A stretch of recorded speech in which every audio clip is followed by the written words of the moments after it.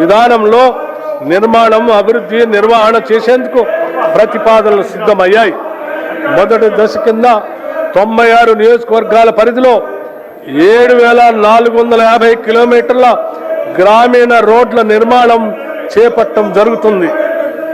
ఈ విధానం ప్రకారం 40% వ్యయాన్ని రాష్ట్ర ప్రభుత్వం భరించగా మిగిలిన 60% రాయితీదారు పెట్టుబడి పెడతారు. ఈ 60% రాష్ట్ర ప్రభుత్వం 15 సంవత్సరాల కాల పరిమితి 30 యాన్యుటీల్లో తిరిగి చెల్లిస్తుంది. ఈ రోడ్ల నిర్వహణ బాధ్యత పెట్టుబడిదారుడికే ఉంటుంది.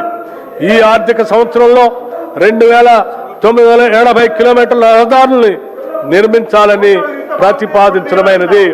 ప్రస్తుత ఆర్థిక సంవత్సరంలో నగదు చెల్లింపుకి 1,372 కోట్ల రూపాయలు అవసరం అవుతుంది. ఈ బడ్జెట్లో పంచాయతీరాజ్ గ్రామీణ అభివృద్ధికి 33,688 కోట్ల రూపాయలు ప్రతిపాదిస్తున్నాము.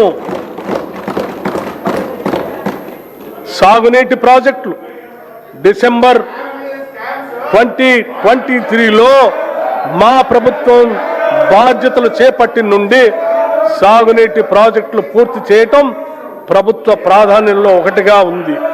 కృష్ణా గోదావరి జలాల్లో తెలంగాణకు దక్కాల్సిన న్యాయమైన వాటా కోసం గౌరవ సుప్రీంకోర్టు, ట్రిబ్యునల్, చట్టబద్ధమైన సంస్థలు, భారత ప్రభుత్వం వంటి ప్రతి వేదిక పైన మా ప్రభుత్వం సమర్థవంతంగా పోరాడింది. మా ప్రభుత్వానికి గతంలో పెండింగ్లో ఉన్న అనేక ప్రాజెక్టులు వారసత్వంగా వచ్చాయి.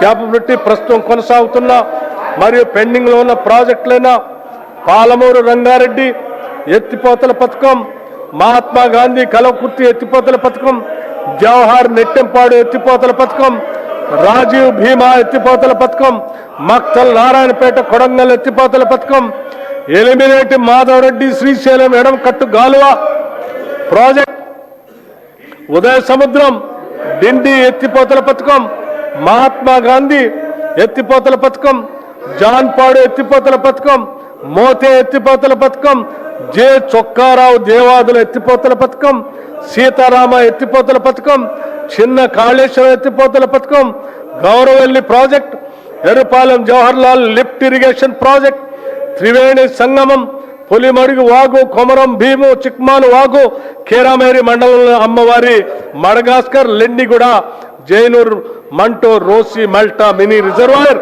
మరియు ఇతర ముఖ్యమైన ప్రాజెక్టులు పూర్తి చేసే దిశగా మేము కృషి చేస్తున్నాము.